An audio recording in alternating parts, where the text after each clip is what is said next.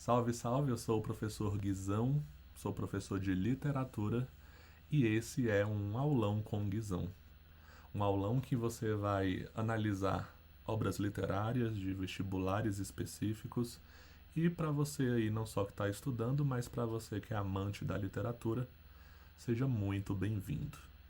O poema de hoje que abre o aulão inaugural do Guizão se chama Sonho, de Bocage, poeta português que viveu aí na transição do século XVIII para o XIX e está presente na matriz de referência do Programa de Avaliação Seriada da Universidade de Brasília, segunda etapa de 2024. Beleza?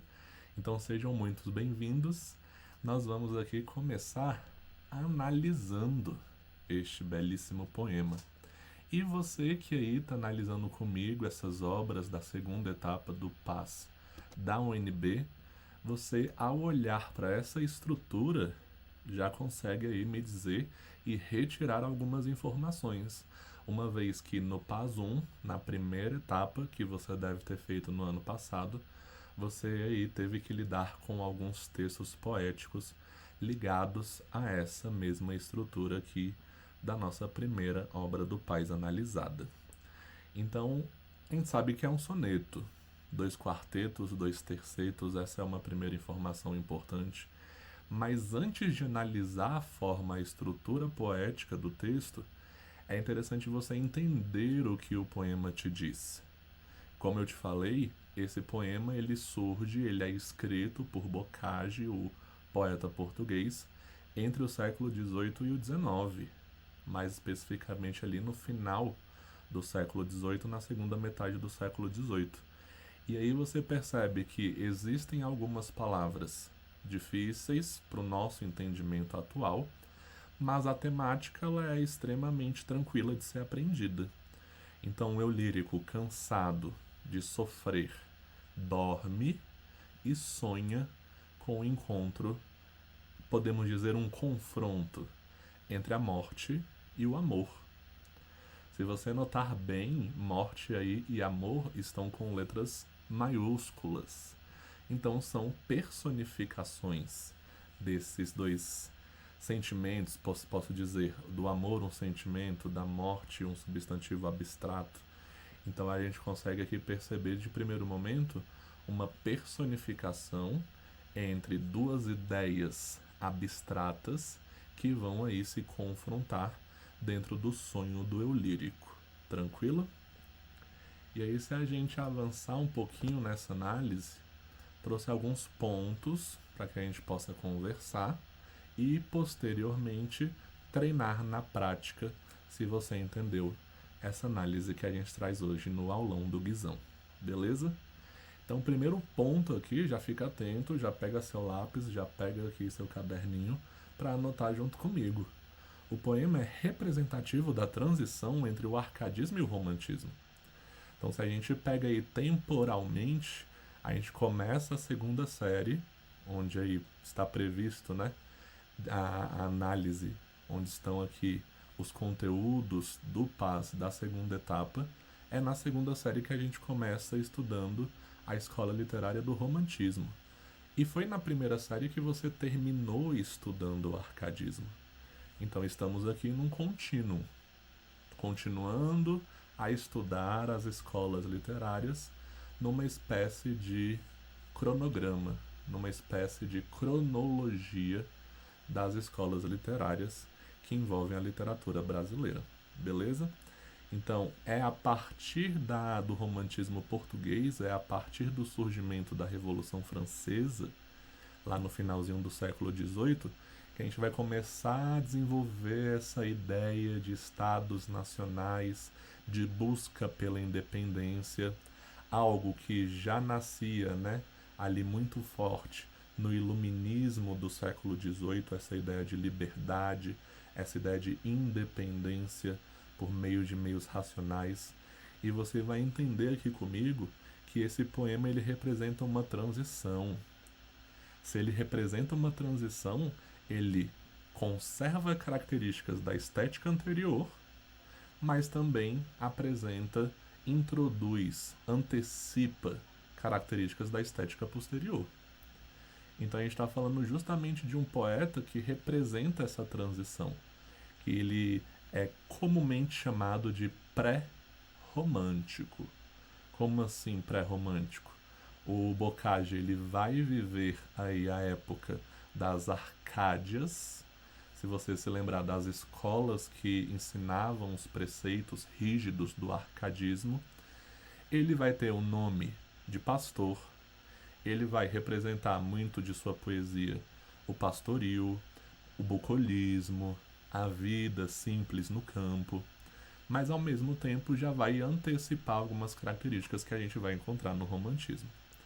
Então, se eu pego pela forma, a gente já falou, esse poema é um soneto. Ele tem 2 quartetos, 2 estrofes de 4 versos e 2 tercetos, 2 estrofes de 3 versos. E se você contar as sílabas poéticas de cada verso, você chega na medida nova, nos decassílabos. A predominância de hipérbatos, e aí eu preciso que a gente pare um pouquinho aqui para entender essa predominância de hipérbatos, que vai um pouco dificultar o entendimento do poema, mas que faz parte da linguagem poética. O que é o hipérbato? É a figura de linguagem responsável pela inversão da ordem direta. No primeiro verso você já nota isso quando ele diz: de suspirar em vão, já fatigado. Então, se você coloca na ordem direta, fica como? Já fatigado de suspirar em vão. Você nota que se você bota as frases dos versos na ordem direta, você consegue chegar a um melhor entendimento, tá bom? As personificações, obviamente, da morte e do amor através da letra maiúscula, e as metáforas que essas personificações elas representam. Então, o eu lírico ele está sonhando. Por ele estar sonhando, ele sonha ali com o momento em que ele pode realmente se livrar dos seus males, se livrar do seu sofrimento. Então, sonho no romantismo, você vai ver ou já deve ter visto o fato de que o sonho é uma válvula de escape para o poeta, é uma válvula de escape para o eu lírico, de uma vida cheia de sofrimento, de dor, de angústia. Então ele vai para o sonho, ele evade para o sonho como uma das ferramentas de escape e encontra com a morte, que representa aí o fim do seu sofrimento. Então, se eu tenho uma vida cheia de dor, a morte representa o fim dessa dor.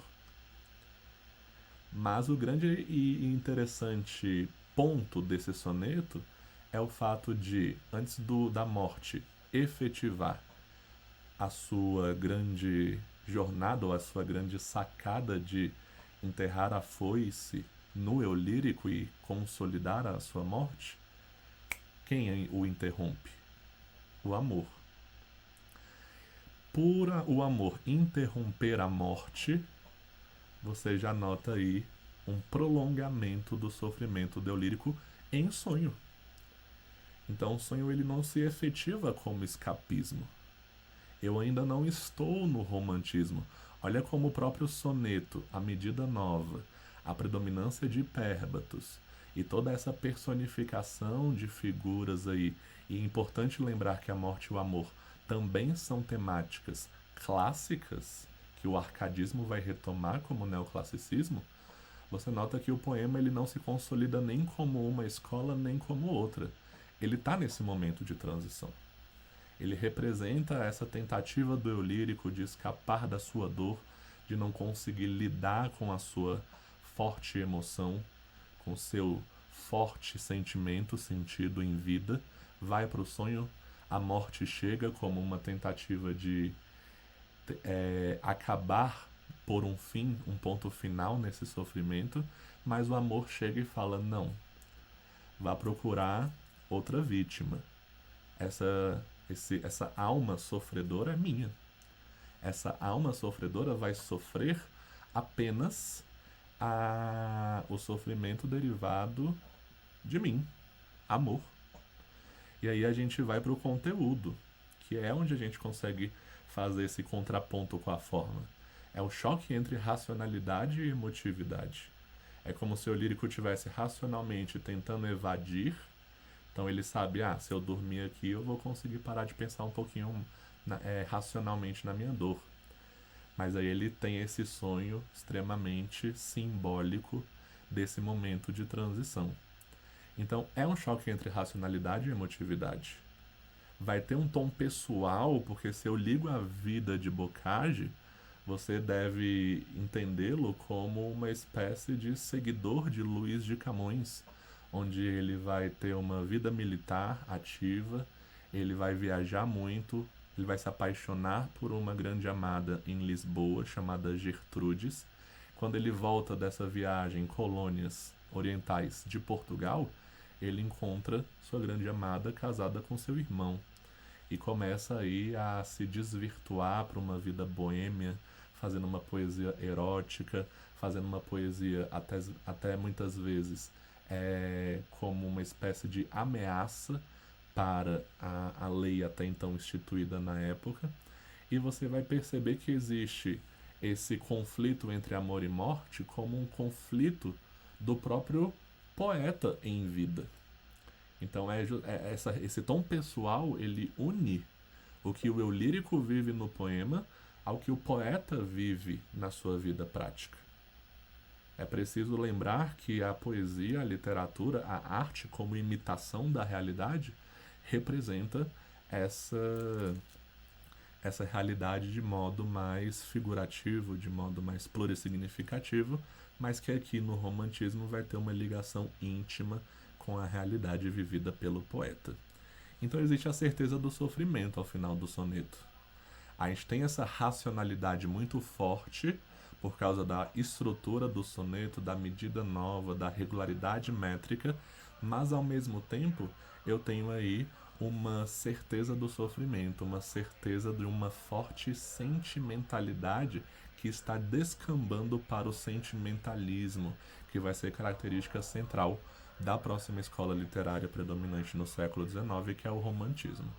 Então esse contexto ele é muito importante, não só do contexto histórico, político, social da época, mas o contexto de vida subjetiva do autor também.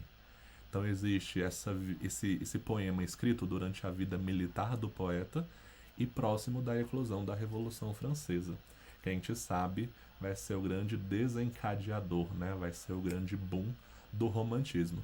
Mas o que é importante lembrar, ele não vai iniciar o movimento. A Revolução Francesa, o fato histórico, ele não inicia o movimento artístico literário. Ele apenas atesta que havia um sentimento ali já desenvolvido naquele período e que agora vai se tornar nítido. O romantismo como arte da burguesia, para a burguesia e pela burguesia. Beleza? Então o Bocage ele vai representar esse sentimento, essa crise dos modelos neoclássicos, árcades, ao mesmo tempo que ele começa a se filiar ali, literariamente, esteticamente, ao sentimento da burguesia em ascensão a partir da Revolução Francesa, mesmo ele sendo português de Portugal. Beleza? Então esse foi um breve resumo. Quero ver agora se você conseguiu realmente entender o que a gente conversou nesse breve resumo sobre o poema Sonho de Bocage, respondendo algumas questões aqui comigo. Tá preparado? Ao notar um eu lírico que sofre em vida, os dois quartetos do soneto de Bocage representam o sonho como extensão da dor. Você tem 30 segundos para me responder. Ao notar um eu lírico que sofre em vida, os dois quartetos do soneto representam o sonho como extensão da dor. Certo ou errado? Verdadeiro ou falso?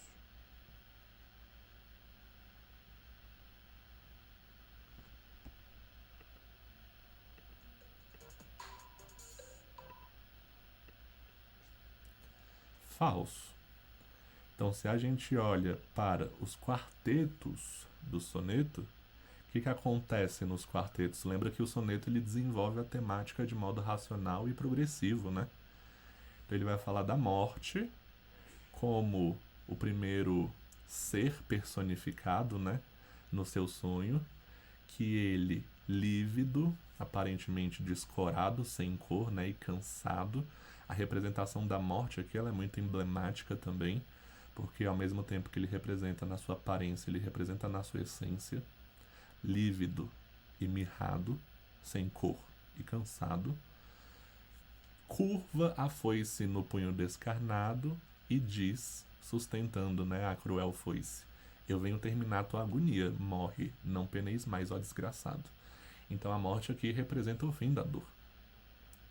Lembra que a gente conversou? Então o fim da dor, nos 2 primeiros quartetos, é a oposição ao sofrimento que o lírico vive em vida. Então não é aqui a representação da extensão da dor, e sim o fim dela. Tranquilo? Vamos avançar. Verdadeiro ou falso?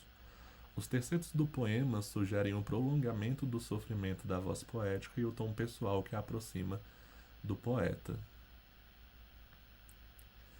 Os tercetos do poema sugerem o prolongamento do sofrimento da voz poética e o tom pessoal que a aproxima do poeta.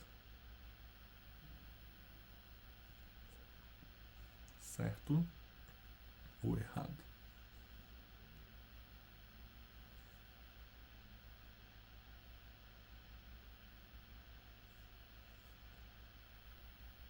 Verdadeiro, certíssimo. Então agora a gente olha para os tercetos, as 2 últimas estrofes do poema. É quando o amor surge. Ela atrapalha a morte, ela interrompe a morte.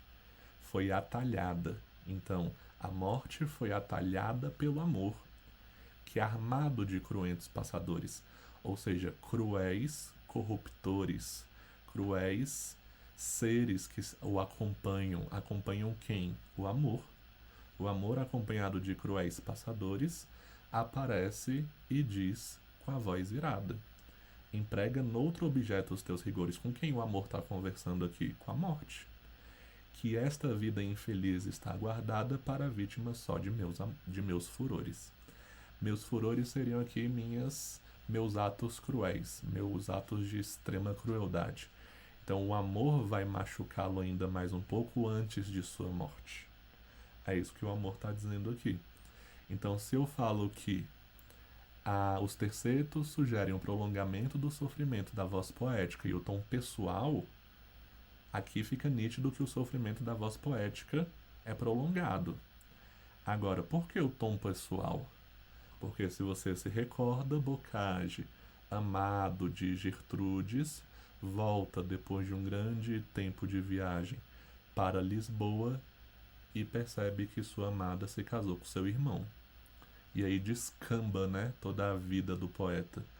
Casa muito com a temática do soneto em questão. Então existe o tom pessoal, que inclusive é um tom que vai acompanhar a maior parte dos poemas românticos. Beleza? Para fechar, uma questão de múltipla escolha, claro. Tanto a morte quanto o amor no soneto Sonho de Bocage figuram a transição literária do contexto de produção. Por quê? Porque marcam um paradoxo na vida do eu lírico? Porque prolongam o sofrimento da voz poética? Porque contribuem para a resolução do problema apresentado?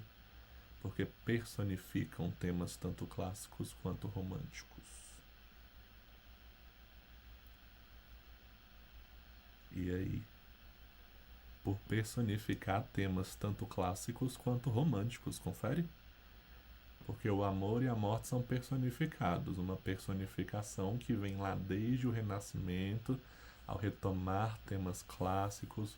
Luís de Camões fazia isso muito forte dentro dos seus poemas e Bocage segue essa tradição, ao mesmo tempo em que, ao personificar a morte e o amor dentro do seu soneto, ele acaba trabalhando com a sua forte sentimentalidade ao tentar escapar da sua dor em vida, beleza? O sonho representa essa tentativa, digamos, não consolidada, né, de escapar do seu sofrimento, uma vez que a morte tenta levá-lo para sempre, mas vem o amor e fala: não, vai sofrer mais um pouquinho, tá bom? Então, gente, essa foi a primeira análise do aulão do Guizão. Espero que vocês tenham gostado. Se tiver alguma pergunta, fiquem à vontade para colocar nos comentários, mas lembrem-se que essa não é uma análise completa.